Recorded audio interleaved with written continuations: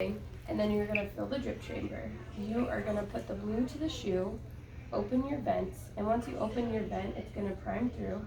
It's going to fill up the chamber, and then you're going to flip it towards you. And then at this point, it's going to prime the rest of your tubing all the way down. So once you see it dripping, you've primed it all the way. You want to close the vent, and you just push this, and then you push it closed. And then you've got a little fin here. You take the little fin, and you want to thread it into the cassette here. It looks really easy, but sometimes you struggle a bit. Some of them are flapped open and don't work as well. So then you're going to close the purple arm here. I'm just going to put this up here. So now is the point where you want to turn on your IV pump, and it's going to take a little bit. So it has to be off before you put it in there? Or can it be? No, it can be Okay, on. all right. It might just beep at you when that happens. Okay, I was just making sure there wasn't like a thing. And it's kind of like Epic. You can do it more than one way. This is just the way I've always done it. Sure.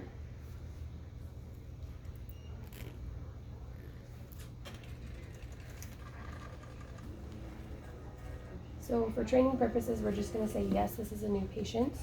So that way we can program a primary. If you were shutting this off and then you were going to resume it later, like turn it on, you can keep your settings, and whatever was programmed before will come back up. And it'll save your settings for around 4 hours. And then here is all your libraries. You can page up and down to find where you need to be. Today we're going to go with DMM MedSurg. So if I can have a van on to press a button, we're going to arrow down until we get to MedSurg and then hit choose. And then choose is right up here. So now we're into where we can program our LR. So if you want to push A, that'll be our primary line. And then IV fluids is just the second or first one down. So then you can hit choose again. The world's your oyster. You can pick whatever rate and volume to be infused that you want. And then you'll arrow down to get to your volume to be infused. Perfect. And now you're ready to go. If you just want to hit start, it'll ask you, are you sure you want to start? Yes, start delivery. So you can either press yes or start. And then this is telling you that it's dripping and going. One error message you're going to see a lot is if, like, say I have an IV in my AC and I'm bending. It might take a little bit to cue, but you'll hear the beep, and that's going to say distal occlusion. So you're going to look down the line and figure out where it's occluded, unocclude it, and then you can go ahead and push start again, and then it should start up again.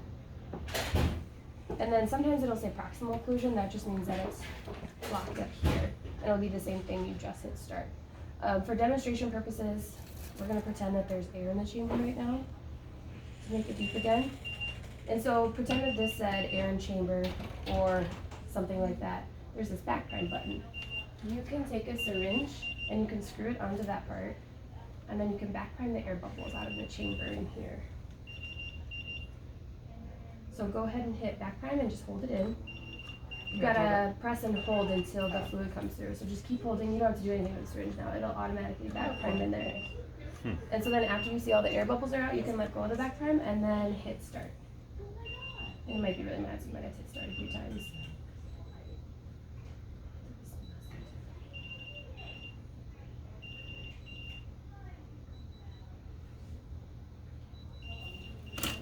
And another helpful hint, if it keeps beeping and won't stop, just pop it open and shut it again. And then it'll let you ideally restart it. And then, no, I don't want to clear the settings I just set. And then you can hit start again. And then when you do that, it has to test the cassette every single time. So it'll take a second and it'll be telling you that it's testing in progress. And then it'll start going again. So once you've done your primary, we're going to pretend that we need to hang some ANSEF. So you're going to spike your secondary tubing, prime it all the way through, roller clamp it down again, and then we're going to hook it up to our secondary port as well.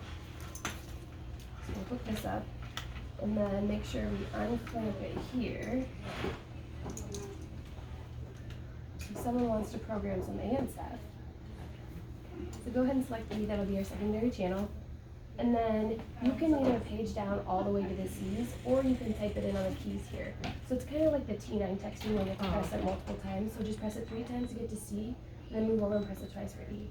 Perfect. And then it'll take a second because it's kind of slow. And then you can choose from your ANSEF concentrations. Whichever one you want. Yeah. And then here's where you can select your mode. So you can either have it do piggyback, or just your secondary will infuse, or you can change the mode to concurrent and they'll both go. However, if they're both going, total together it can only be 500 cc's an hour. So we'll be fine here because we picked up 200 and this will be 100. So we can leave that concurrent or you can change it back to piggyback however you want. Okay. And then you can just arrow down and then, Piggyback is, I guess what I'm used to, like. yeah, it doesn't matter which way you do it. It just depends, like if your patient needs more fluid, you can just leave your primary going Okay. too. And then you can arrow down, set your rate and your volume to be infused. Oh, well, we'll just do this. We'll do a tiny bit. And then just go ahead and hit start again. I'll give you the green button. And then it's gonna ask again, yes, do you wanna start delivery? Yes, I sure do. And then you'll see that this one will turn green, it's not dripping anymore because now it's a secondary and this will be dripping. If it's 2 o'clock or 10 o'clock, you wanna clear your volumes and record it in Epic, you simply hit the settings, go down to volumes infused, and then you can look and see like this much has gone into A, this much has gone into B, this is my total. Typically you clear them all, but do whatever the floor tells you to. Okay. So you can clear the total, and then you can just hit previous screen. Okay.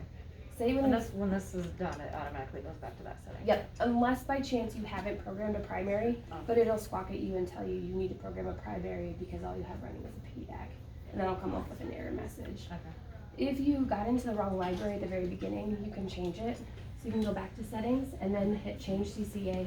That just means you can select a different library. You can choose whichever one you want. So just kidding, I'm in CCU. And then you're in the CCU settings. If you're doing blood on the pump, we've got our lovely blood tubing here. And so you just have to have the one with the filter in it. So if we're gonna use this one, we would do it like normal. Check your blood, prime the tubing. The only thing you need to do is make sure that the blood is primed all the way through. So you can either pop this out and prime the blood to the end of it by opening the vent, or you can program it 999. It's not hooked up to your patient. You can make the blood go through and then reprogram it to what you want your blood volume to go in at. What other questions do you guys have for me?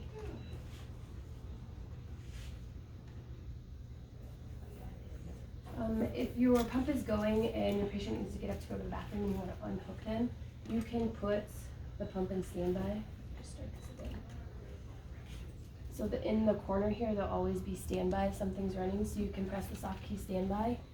And then, yes, I want to put everything in standby, and then it'll just pause it. And then you'll just have to remember to start it again when you come back. There's also a delay feature. You can hit the, go back and show you that again. So you want to click into whichever one you're trying to delay. So like say I'm trying to delay the primary line. If you go into the programming, in the bottom corner will be a delay button.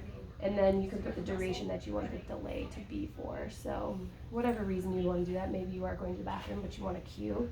Like, hey, I delayed this, I need to restart it in 15 minutes. So you won't forget. And then to turn it off, you have to make sure that everything is stopped infusing, and then you just hold the button down to turn it off. And then say you have a trigger happy patient who likes to program their own stuff, you can lock the screen.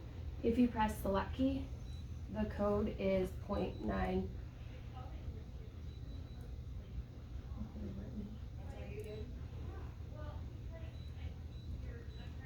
0.963, so it's just all the keys in reverse order on the right side of the screen, and then you press enter. And then it'll show that it's locked in this corner, and you can't do anything. And it'll ask for the code if you want to enter anything, so then you just hit 0.963, enter again.